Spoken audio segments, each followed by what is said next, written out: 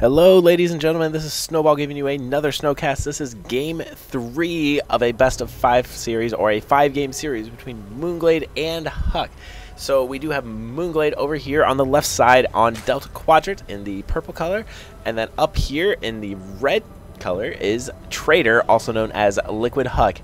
Now, an interesting thing about Liquid HuK is that he recently went back to Europe to play on the European server, went back home just for a little bit. He's been living in Korea for the time being, but in a 3-day period, he went from being a 1,000 point Masters level player to a 4,000 point Master levels player. So in 3 days, he went from just low-level Masters player to actually up on the top of the ladder. He is one of the first players to break 4,000 points. So congratulations to HuK for playing probably 200 games in that 3-day period. I would not be surprised.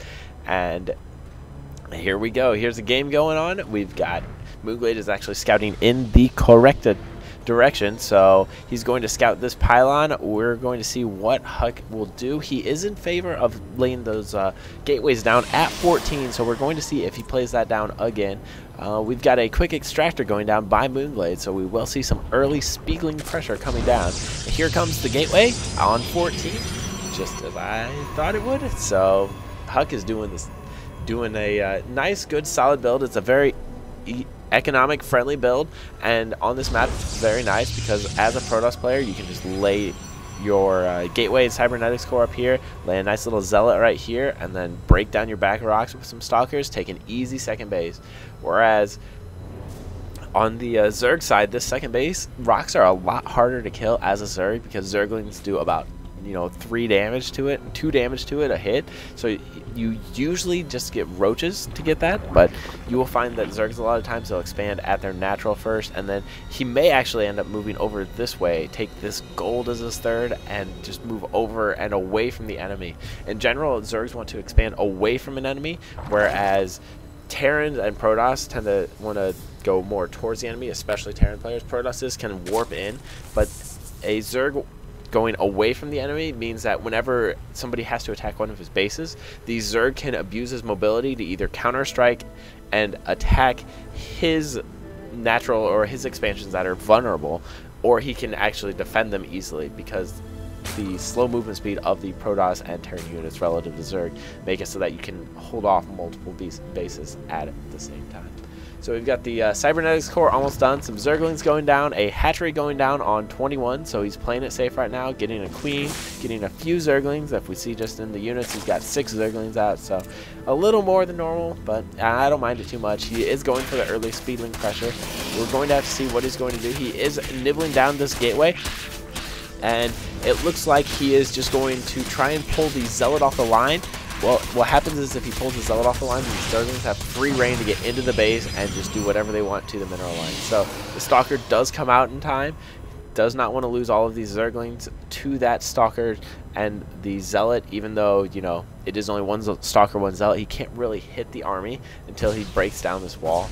So here comes the attack on the Overlord. A couple of Speedlings coming in. They're going to die trying to get in, but no problems whatsoever. So we've got the Zerg is just going down here. He's scouting, and he finds a proxy pylon that HuK is laying down. So if we look at the warp gate tech is being chrono boosted. It is almost done at 5 minutes and 30 seconds into the game. So we're going to see a fairly fast cybernetics core being down. A heavy pressure 4-gate push by HuK is coming down.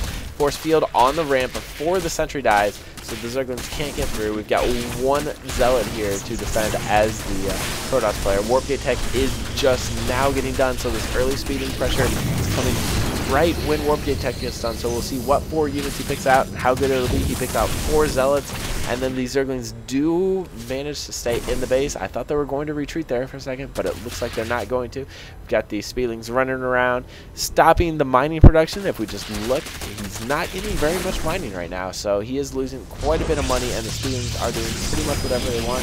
He will probably warp in some sentry stalkers, that kind of thing now, to try and get these Zerglings funneled in. He's got one Zealot right here, so he warped in a Zealot right at the line to stop the Zerglings from coming in anymore.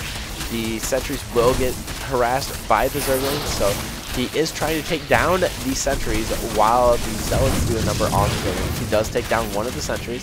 2 more Zealots coming into play. These Zerglings have been doing an amazing amount of pressure, just breaking through the wall and going through, breaking down this gateway. So he's now down to 3 gateways. He lost the pylon to power this. So he's down to 2 gateways of production right now. He does have quite a few Zealots though, so it looks like the attack was held off. At the unit counting station, we see only 13 drones for Moonglade. So that was a very heavy aggressive attack, and then we've got 20 by Liquid HuK. So that was a very aggressive attack. It actually, even though it looked like the HuK lost a lot, he actually came out ahead on that, because if you look, he is up 5 probes, and right now he's trying to build an expansion, so the Speedlings are coming around. He's going to be forced to cancel this, or I don't know if he actually got the cancel off. Oh yes, he did.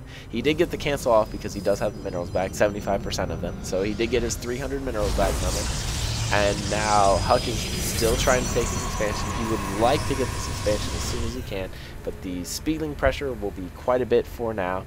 I wonder what is going to happen now. See, we've got a heavy Zealot Sentry army, so it's really nice to see that a Baneling Nest is going to be going down by Moonglade. There's the Baneling Nest right there. So the Banelings will be able to take care of these Zealots. He's just going to morph some Zerglings into Banelings, pop as many Zealots and Sentries as he can, and then just hope for the best. So he is laying on the pressure right now. Moonglade is very aggressive, very offensive right now, whereas HuK is just making as many Zealots and Sentries as he can. He's not really taking up to anything else. If you look, he just has the 4 gateways trying to get this Nexus down to get this base, whereas we've got the Banelings are morphing right here, so we do have 5 Banelings going down, which is just enough to kill a group of Zealots, and these Zealots are coming out right as the Banelings are done. There go the Banelings, and they do not really take too much out. The Zerglings are nibbling at all of these Zealots that have hardly any hit points, but it was just not enough Zerglings to take that out. Beautiful force fields by HuK. Very good to protect his sentries, because those are the gas-heavy units that are a lot harder to replace than the Zealots. So here he goes. He's checking out, seeing what's going down. He sees a couple of spine crawlers and backs away, because if you look, all of his units, many of them are very, very low on hit points. So if he goes in, he's going to lose. You know, these 4 Zealots have almost no hit points left, and 2 sentries have almost none. So right now he's just regenerating as much shield as he can, while Moonglade is laying on some more pressure. He does only have 23 drones to 27 probes on Liquid HuK's side, so HuK is gotten his expansion down. He's going to try and hold it off. You don't see Baneling play very much in Protoss vs Zerg, but it seems to be working out quite well against the Sentries and the Zealots. However, HuK has warped in some Stalkers to chase around these Banelings. Banelings are not efficient at all versus Stalkers. The Zerglings are, however. So we've got these Sentries coming up right here. Zealots are attacking the Zerglings quite nicely. The force fields do go down. Wonderful force fields. The Sentries cannot be attacked by anything except this Queen right here, so this Sentry is going down. He is forced to retreat. He lost all of his Zealots, and he just has 2 Stalkers, whereas we've got no... Oh, yep, we do have a little army. We do have 10 Zerglings for the Zerg players, so Moonglade does have 10 Zerglings left, and he is thinking about getting his 3rd, so he's going to start nibbling at these gold rocks. I keep on saying nibbling, but that's what Zerglings do if you look at him. And so we've got a Forge going down, which is a very nice play. He'll be able to get the +1 attack for the Zealots, which instead of taking 3 hits to kill a Zergling, it'll then take 2 hits. And meanwhile, we've got a Roach Warren going down by Moonglade, so he's still on hatchery tech. He has not made a layer yet, which, I mean, by many standards sounds like a very bad decision, but if you look, it has not been bad for him to actually stay on layer tech, because he's just using Zerglings and Banelings, and that extra money enabled him to get more Zerglings and actually let him get the Banelings that he needed to take care of the early Sentries and Zealot army. So I do approve of this decision by Moonglade to stay at hatchery tech for so long, but he will eventually have to move to layer tech if he wants to take care of what the Terran player, not the Terran player, the Protoss player HuK can bring up later on, after he starts getting things like the High Templar or the Colossus. And down goes a Stalker, and down goes 1 Spine Power, so a fairly even trade there. And we've got the Zerglings running back right now, and 2 roaches are into play, so we're going to see he's just going to use these roaches and creep spread to maintain his control. He did take down the gold rocks, so he is thinking about getting a 3rd sometime when we can. Let's check out the unit size, 76-72. So they are very, very even right now, and the roaches are pushing back the army.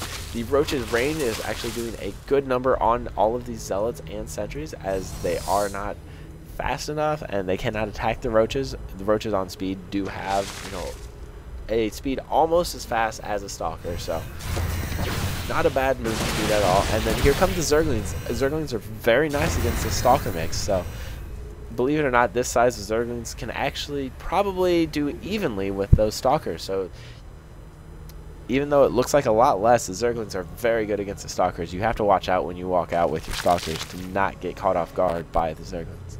So we've just got stalker sentries and zealots still by HuK. He does have the +1 attack almost done, which will be very nice. We have a robotics facility almost finished, so this is what I was talking about. The layer is halfway done, so it's good. They're both actually just starting to tech right now. They're feeling comfortable enough with their armies that they can hold off some pressure if it does come. We've got 2 cannons up here, which will do great at protecting this base, protected by pylons and the robotics facility. An observer is coming up right now. He doesn't know what's going on as far as roach burrow, so he's just leaving an observer just in case. The observer will come out, but the robotics facility will go down. Banelings are coming into the light army, and they do a good number on it. Roaches are coming up, more speedlings coming up. I like that he's reinforcing his army with speedlings as he's attacking, because then they can come into the battle while he still has roaches. But it looks like the Zerg player Moonglade will have to back off with what's left of his army. He's making 16 more Zerglings to help him fight, but it looks like that this attack has been thwarted for now. And we've got 2 more gateways going down for HuK, so it looks like he will stay pretty much on gateway play the entire time. We've got 6 gateways total, so we're going to see a nice 6 gateway push. He does have plus ground weapons level 1. I would like to see ground armor level 1 go down. So these are against these zealots, but it looks like Moonglade is going to have to GG. He does lose what's left of his Zergling and roaches, so HuK does win this game 2, and we are going to go on to the next game. Thanks guys for listening.